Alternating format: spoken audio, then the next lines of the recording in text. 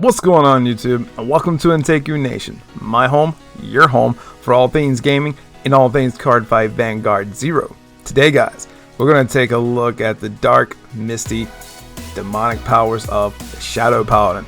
That's right, we're going to look at one of the biggest, most notorious decks that is shaking up the meta, and it's becoming the big contender in this format, and I predict that this deck is going to go the distance, and we're going to see it for a long time to come. So with all that being said guys, please hit that like button if you like this video, smash that subscribe button, and click the bell so that you can be notified each and every time that I upload a brand new video. And with all that being said guys, let's dive right into it. Alright guys, so here it is. I said I wasn't going to do this deck, but I followed myself, and unfortunately this deck is just a lot better than I care to admit, and that's not a bad thing. It's just the deck is all around solid. So yeah guys, we're going to be checking out Shadow Paladin today, and this deck is just an all around really solid deck in this format. Now last night I had the pleasure of commentating on Cardfight Vision stream, and we were doing like a small tournament for subscribers to, you know, for their chance to enter their Clash of Kings tournament that we'll be participating in next week, June 20th. So please guys, if you're interested, stay tuned for that. Please tune in for us and support all your favorite content creators as we compete in the Clash of Kings 2. Now with that being said, looking at this deck, Shadow Paladins are just super strong, and I'm not trying to be biased on that. I'm just going to call it for what it is. The consensus, and through deck testing, through play testing, through everything that we've seen with the format so far, Shadows are just dominating the meta right now, and for good reasons. If you look at a deck in any card game guys, a deck is only as good as its failed condition, meaning if you do not get your win con, if that is not going your way and the game is just kind of screwing you over, you have to work with your failsafe condition. Your failsafe is going to be what pulls you through. So if your fail condition is just as good as your win condition, you're solid. Shadows does not disappoint in that regard, and let's look at that guys. Okay, so the big boy of the deck is going to be our Phantom Blaster Overlord. Okay, he is our cross ride. Okay, he rides over Phantom Blaster Dragon, and when he does, he becomes a 13k Vanguard for the remainder of the game. It's 13k. That's huge power boost. So also on Vanguard, when this unit attacks, you may Persona Blast, aka you ditch a copy of this guy out of your hand to give him a power buff of 10,000 and an extra crit until the end of the turn. Now he can also, on Vanguard, you can CB2, counter blast 2, and retire one of your rear guards to exchange that for killing one of their rear guards, anyone that you so wish. And that's really strong, because they got an interceptor on the board. You're like, hey, I don't really want to have to dedicate my attacks to that. You just snipe it. You just simply snipe it for 2 counter blasts and eat one of your rear guards. And with Shadows, you've got so many resources that's negligible. Like that's peanuts. So let's look at the fail condition. Okay, let's look at our fail condition, because if Overlord is our win con, what is our fail condition? Fail condition can also be Phantom Blaster Dragon.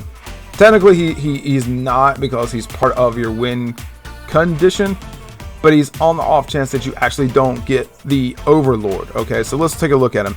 If your soul has a Bluster Dark in it, this unit gets plus 1,000, so now he becomes an 11k Vanguard. We all know 11ks are still solid. That's a beautiful thing. He also has the ability to counter blast 2 and retire 3 of your rear guards to retire 1 of theirs. So again, you can pick off yours to kill one of theirs that you just don't want on the board. You know, if you're going up against Blouse, boom, toolkit boy, he's gone. You know, if you're going up against Blasters, get rid of the Blasters, get rid of their 12k attacker, you know, Kagero, whatever it is that you so desire. Like, you just got options with this card guys to get rid of pesky units that you just don't want on the board. Awesome ability. Anyway, going forward, not only does he destroy one of their units, he's also going to get power and a crit just like Overlord. So again, you're seeing that 10,000 bonus and a crit tacked onto this guy. Awesome stuff guys, really strong. Okay, so you got a lot of synergy between these two. Okay, so even if you can't get one and you go into the other, you're still going to get the 10k and a crit. It just depends on which way you want to go about it, and that feels good because, you know, you can swing crits. Our heal trigger is Badakar, because there's really no other good option in this deck or a heal trigger, and Badakar is just good. He is like a grade 3 trans riser, but he is a 9k. But the icing on the cake for this dude is that no matter what he pulls off the top of the deck, it comes to the field. So it doesn't feel bad if you actually check a grade 3 off of this guy, even though, yeah, it's a trigger. That feels bad. But you get to still use it on the field. It's not like with Transriser where okay, you could check a grade 3, all of a sudden it's going to the bottom of the deck, and that just feels bad because you're like, ooh, I whiffed. So yeah, there's no whiffing with Botakar. And what makes it even better is the synergy that he has with the 2 Blaster Dragons, and the fact that, like, yeah, they want to eat their other rear guards so that they can get their ability off. So this guy fuels that concept, okay? He fuels that ability to, you know, give you a field to eat so that you can destroy the units on their field that you just don't want there and deny them their strategy. So yeah, Botakar is a must, guys. Run him out at a 4. Now you're going to look at my deck and you're going to say, well, Anteiku, you only got 2 Phantom Blaster Dragons, and that's the unfortunate part, is that I did not pull any of these out of the packs. I did have to buy these out of the store with my metals. I do have almost enough to craft my 3rd one, so when that comes into play, either tomorrow or the next day, we'll be able to actually finally craft it. I am going to be sliding in a 3rd one, and then all of a sudden Dark Dictator is going to go down to only 2 copies, and eventually somewhere down the road when I can get my 4th one, we're going to be going down to 1 copy of Dark Dictator, because you do want to run these guys at a full playset of 4. These guys are just too important not to be running out of 4, because that is your win con.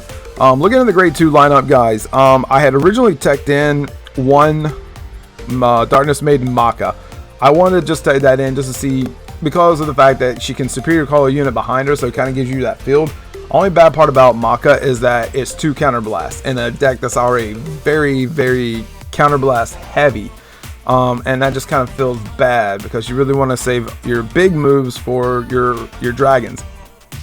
But here's the MVP of the deck, okay? I don't care what you say, anybody says, this card is actually the nuts, and it's probably one of the best cards in the game, hands down, and that's Darkness Witch, or Skull Witch in the main.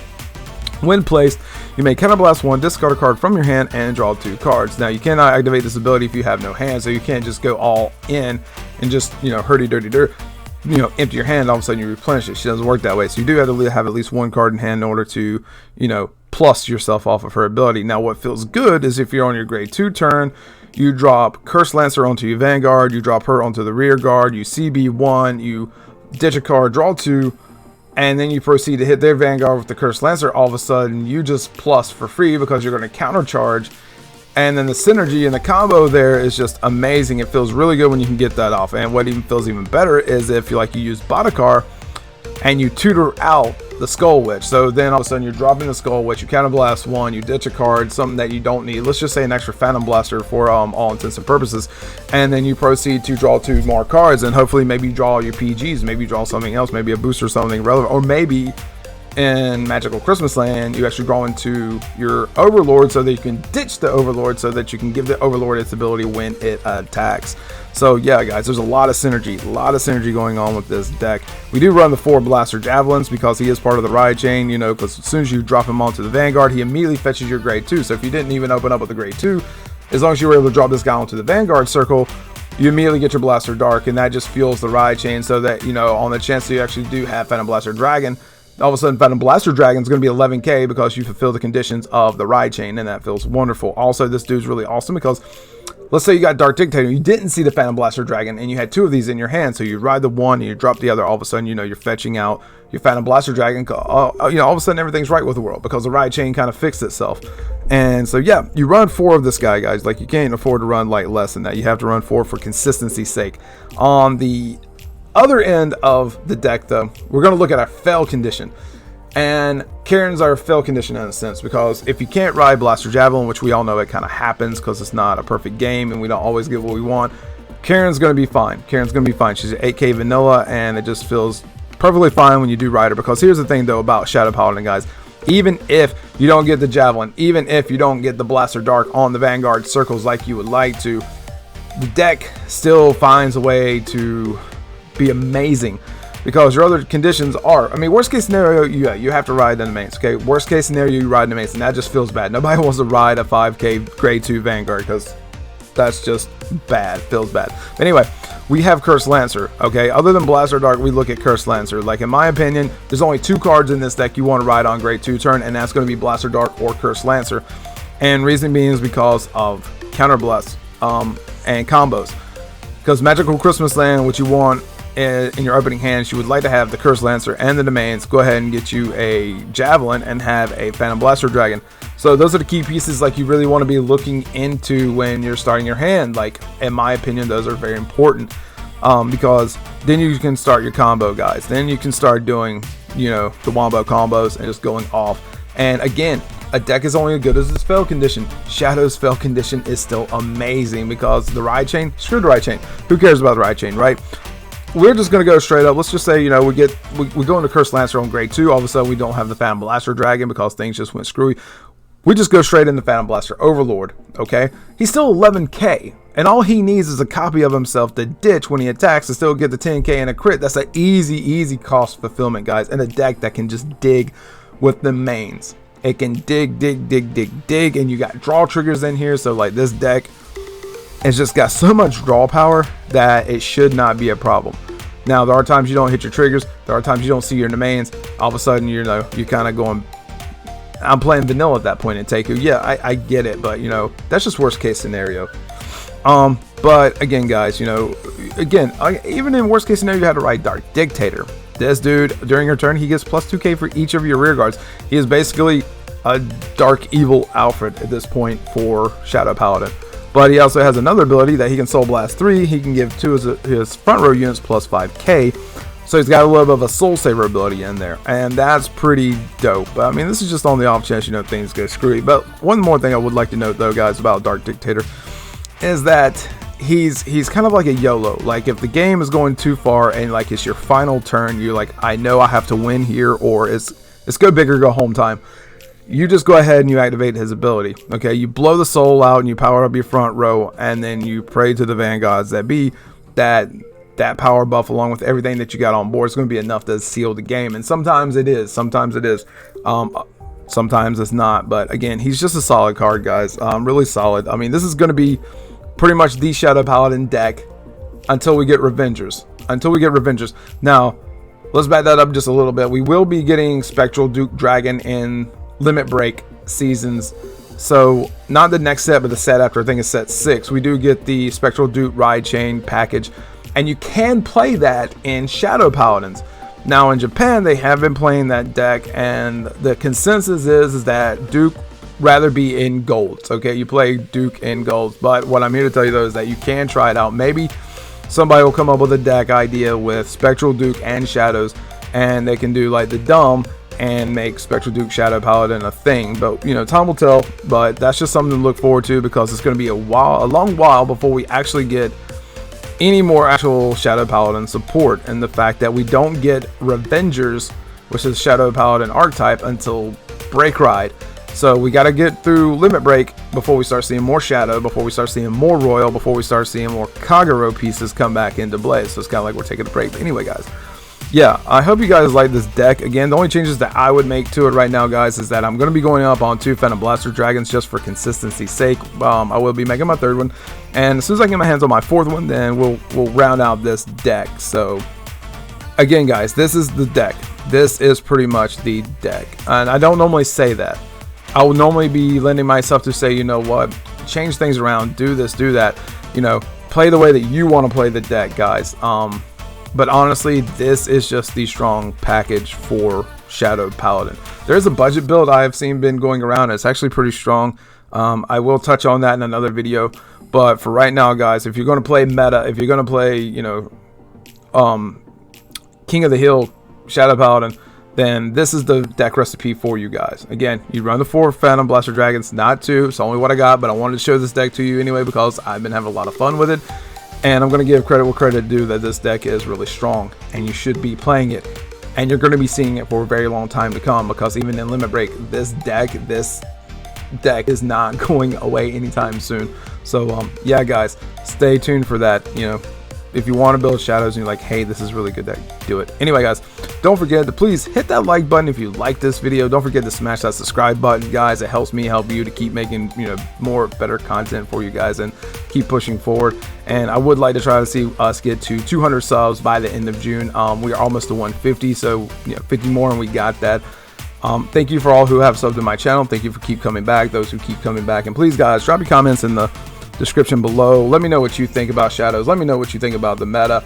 And let me know what you're excited about going forward, because we are about to hit Limit Break next month in July, and it's going to be really interesting seeing Golds, Narukami, Angel Feather, along with Great Nature, enter the fray, and we can start seeing a more diverse meta. We can start seeing, more intricate little decks entering the game, and it feels good. Feels so good. Can't wait for Ezel. But anyway, guys, until next time, ladies and gentlemen, please, as always, stay strong, stay safe, and stand up, my Vanguard.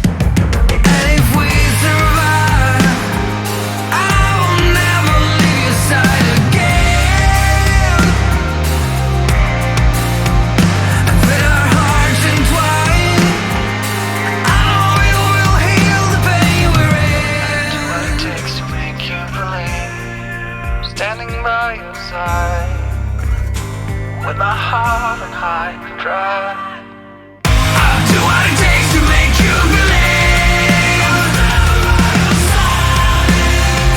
With my heart on high and dry, we do what we want, but we're not free. With our hearts on hyperdrive.